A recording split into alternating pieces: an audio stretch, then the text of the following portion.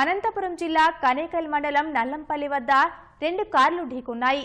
ఈ ప్రమాదంలో 4 మృతి చెందగా 3కి తీవ్ర గాయాలయ్యాయి. మృతుల్లో రాయదుర్గం మున్సిపల్ కమిషనర్ ఇబ్రహీం ఉన్నారు. మిగిలిన వారిని మున్సిపల్ ఉద్యోగులుగా గుర్తించారు. వీరితో పాటు కారులో ప్రయాణిస్తున్న సత్యనారాయణకు తమిళనాడుకు చెందిన 2 వ్యక్తులకు తీవ్ర గాయాలయ్యాయి. అతివేగమే ప్రమాదానికి కారణమని కళ్యాణదుర్గం డీఎస్పీ మల్లికార్జున తెలిపారు.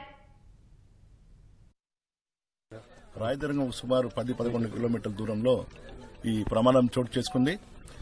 రాయదుర్గం మున్సిపల్ కమిషనర్ గారు ఇబ్రహీం సాహెబ్ గారు, వారి స్టాఫ్ అమీర్ బాషా గారు, దాదా కలందర్ గారు, ఎరిస్వామి డ్రైవరు వీళ్ళు ఒక వెహికల్ అనంతపురం నుంచి రాయదుర్గం వైపు వెళ్తున్నారు.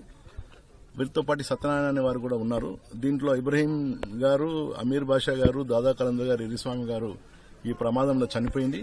దీనికి కారణము ఈ ప్రభు అనే ఒక కాంట్రాక్టర్ రాయదుర్గం నుంచి వేగంగా ఈ వెహికల్ నడుపుతూ గుంతకల్ పోవడానికి వాళ్ళ బంధువులను రిసీవ్ చేసుకోవడానికి బయలుదేరాడు.